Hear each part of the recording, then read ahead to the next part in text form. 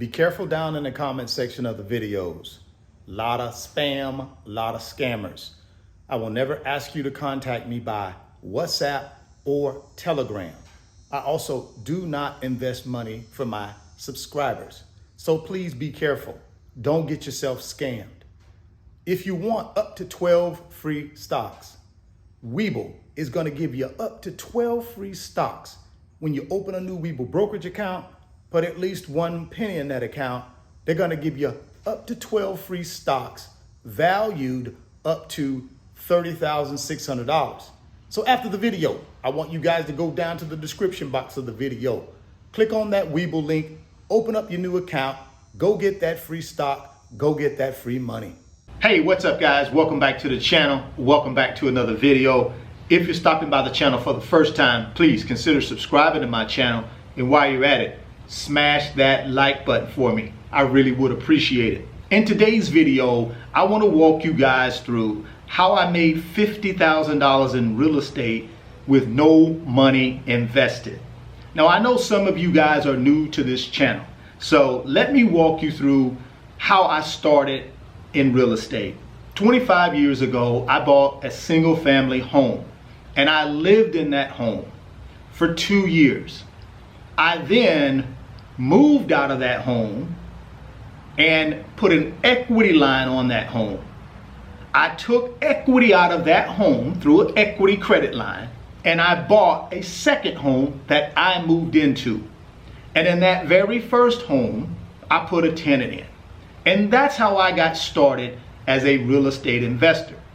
And the reason I did it that way is because I didn't have any money. But I knew I had a decent job and decent personal credit. So I was able to go to a bank and get a first-time home buyer's loan. I put 3.5% down on that home and I lived in it, like I said, for 2 years to build up the equity, knowing the whole time I was going to be using that very first home as a rental property. In 2006, I bought a brand new single family home, 3-bedroom, 2-bath. It was about 1,900 square feet. Now, when I bought that home, I already had my real estate investing process in place. Always buy in the right location, right? Location drives demand for real estate, right? Always buy below market and always hold the property for long-term capital appreciation.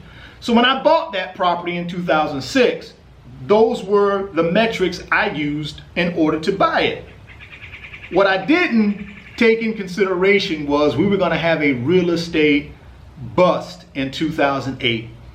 And my property that I bought in 2006 declined by 30% in value. So I paid $215,000 for the property. By the time 2008 rolled around, the property had, like I said, decreased by 30%. So I put a tenant in the property in 2006, and that tenant stayed in that property for 14 years. In 2021, I decided to sell that property. So how did I make any money when I bought a property for $215 and I could only sell it for what I had in the property? Well, here's how. See, there's 3 ways, in my opinion, you can make money in real estate. First way is through rental income, right? You put a tenant in the property, they pay you rental income to live in that property. That's the first way. The second way is, if you structure it properly, there may be some tax benefits associated with owning that real estate. A tax benefit called depreciation. Now, I'm not a CPA, so I'm not going to try to explain to you what depreciation is. What I would tell you to do is go to the internet, look up depreciation as it relates to real estate, or talk to a CPA. But that's the second way you can make money with real estate. And then in my opinion, the third way is through capital appreciation. You buy the property for a certain dollar amount, and as you hold that property over the years, it increases in value. In my situation, I made money through the rental income, and I made money through depreciation of the real estate. But I did not make any money from capital appreciation. Remember, I bought it for $215, and it took 14 years for that property to right size itself and be at the value that I paid for it in 2021. So again, how did I make the 50 grand? Well, with the rental income, which I always kept the property rented for the full 14 years. So I would get the rental income in, I would pay my operating expenses, things like property taxes, property insurance, and repair and maintenance items. Since I had to go to the bank to get a loan for that particular property, I had to pay mortgage expense as well. Now the rental income paid for all of that, and it would leave about $100 a month left over. I would take that $100 and I would just store it away in the bank as a cash reserve. So if there's a repair or something that popped up, I had money set aside that I could take care of that. Now I know some of you are going to be asking, well, if you financed that particular property through a loan, how did you come up with the down payment if you didn't put any of your money in the deal? Well, let me tell you how I came up with the down payment. So the property was $215,000. I put 20% down, which is about $43,000. I always do equity lines on my properties. So when I buy a property, once it seasons itself, 12 months, I'll go back to the bank and I put an equity line on it. And the reason I put that equity line there is so that I can tap into that property's equity when it's time for me to buy a new property. Now at the time, I bought that property in 2006. I already had 5 properties that I still owned. So those properties had equity lines on them. So I would go to those properties and take enough equity off of the equity lines, which in this case was $43,000. And I would take that $43,000 and I would put it in to this new property that I was getting ready to buy. That's where I got the $43,000 from. Now, how did I pay for the $43,000? Equity lines, at least the way I take out an equity line through the banks I use, they're interest only. And normally they're going to be tied to the prime rate, the Wall Street Journal prime rate. So if you take a look at $43,000, let's say at a 3% interest rate, that's about $1,200 a year in interest, about $100 a month. So on that $43,000, it was only costing me about $100 a month in interest. I did not have to pay back the principal because I had an equity credit line. And an equity credit line is a line of credit. It's a revolving line of credit. So what that means is I can borrow from it, I can pay it back and continue reusing it without having to go get a brand new loan from the bank. So that's what I did. I took the 43 from my other properties through equity lines. It costed me about $100 a month in interest, and I put it on this new property. And then I had a mortgage of $172,000.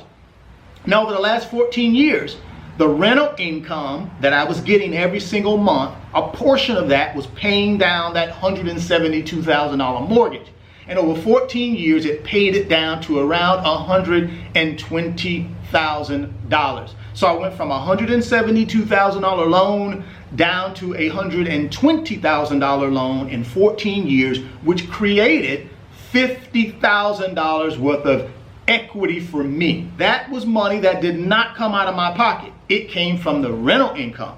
And so I'm able to capture that $50,000 when I sold the property, along with my money that I put into the property from a down payment standpoint. So I made money on that property of $50,000 without me putting any of my money out of my savings account, my investments. I just simply leveraged the real estate that I owned in order to come up with the down payment. I simply leveraged the rental income to pay down that $172,000 loan to $120,000. So there you go, guys. That's how I made $50,000 on this property, even though I made no money from the property increasing in value. Real estate is a great way, guys, for you to be able to build your wealth. You just got to know how to do it and do it properly. Always buy location first.